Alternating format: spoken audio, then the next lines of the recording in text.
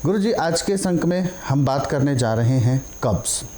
कब्ज़ हमारे एक ऐसी समस्या है, जो चीज़ हम खाते हैं, जो चीज़ हमारे शरीर में जाती है, वो उसका जो मल होता है, जब वो निकासी नहीं हो पाती तो कहीं ना कहीं वो कई प्रकार के रोगों को निमंत्रण देती है और कई प्रकार के रोग बनते हैं उससे।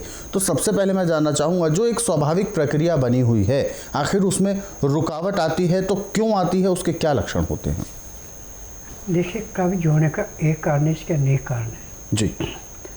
सबसे पहला कारण तो यह है कि खाना खाते समय यदि आप पानी नहीं पीते हैं, पानी पीते हैं खाना खाने के घंटे 1.5 घंटे बाद कब्ज आपको लाजमी होगी। जी। ठंडी चीज़ें, बासी चीज़ें, तली हुई चीज़ें, छना हुआ आटा, धुली हुई दालें, छिली हुई सब्जियाँ आप खाते हैं, आपको कब्ज होगी। जी। और यदि आपके खाने का टाइम ठीक नहीं है तो भी कब्ज होगी। जी। कब्ज चाहे किसी भी कारण से है, और सबसे आसान, सबसे जो सुलभ तरीका है वो है दूध से। यदि किसी को थोड़ी कब्ज है तो पहले ताज़ी ताज़ी जलेबी जाए। जी। और इस जलेबी को दूध के अंदर भिगो के रख दें, गर्म दूध में डाली, जब दूध पीने लायक हो जाए जलेबी को खाते जाओ, कुछ दूध पी लें, तो कब्ज ऐसे टूटेगी जैसे पेड़ के ऊपर से कोई चीज़ गिराते हैं। परंतु कब्ज आपको बहुत पुरानी है। कभी आप हर्ड का चूर्ण ले रहे, कभी कैम चूर्ण ले रहे, कभी हिंगाष्टक ले रहे, परंतु आपकी कब्ज टूटने पे नहीं आ रही। तो फिर आपको थोड़ी मेहनत करनी पड़ेगी।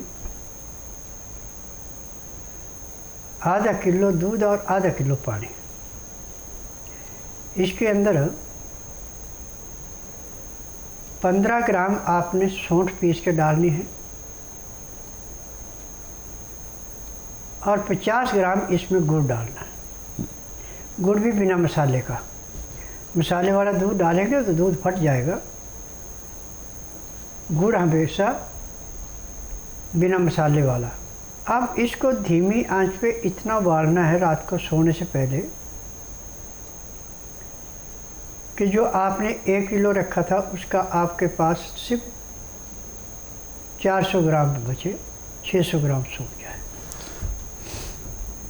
अब इस बर्तन को नीचे उतार दें। जब इसका टेम्परेचर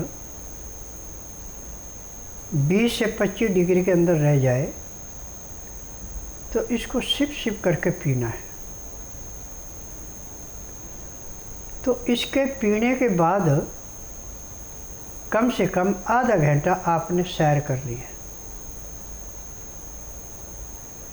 आधे घंटे के बाद आप 1 घंटा विश्राम करेंगे।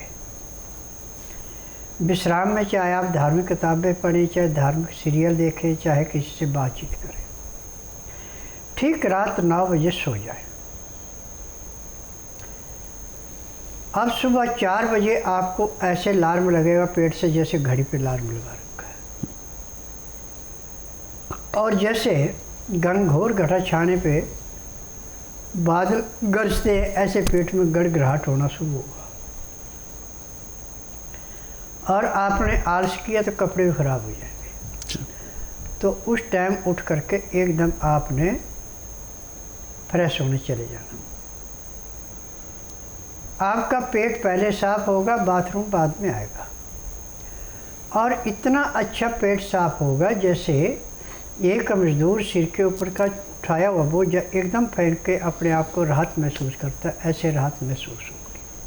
परंतु अब वहाँ के आने के बाद आधा घंटा कपालभाति, 15 मिनट भस्त्रिका, 8-10 बार अग्निसार, 15-20 बार उज्जयी, 25-30 बार ब्राह्मणी, 1 घंटा लोन विलोन करना अति आवश्यक है। फिर आपको पूर्ण लाभ होगा, क्योंकि पेट साफ होने के बाद जब आप प्रणाम करेंगे तो जो भी आपकी आंतों के अंदर किसी किस्म का खुमार था जिससे आपको कब्ज थी, सारे का सारा ऐसे समाप्त होगा जैसे कूड़े करकट के ढेर को माचिस की तिल्ली जला के समाप्त करती है। अब इसके बाद यदि आपके पास टाइम है तो मंडूकासन, पवन मुक्तासन, गौमुखासन, शवासन, सर्वांगासन, हलासन, शीर्षासन एक एक दो मिनट कर लेते हैं और इसको अपना रोज का नित्य नियम बना लेते हैं। तो मैं दावे से कह सकता हूँ कि जब तक आपके शरीर के अंदर सांस है तब तक आपको अब दोबारा ज़िंदगी में कब्ज नहीं होगी। परंतु खाने में परिवर्तन करना पड़ेगा कि जो भी नाज खाना उसकी चोकर नहीं निकालनी, धुली हुई दालें बिल्कुल प्रयोग में नहीं लानी, छिलके वाली दालें और सब्जियां नरम छिलके वाली, छिलके के साथ, हरी पत्तेदार सब्जियां ज़्यादा।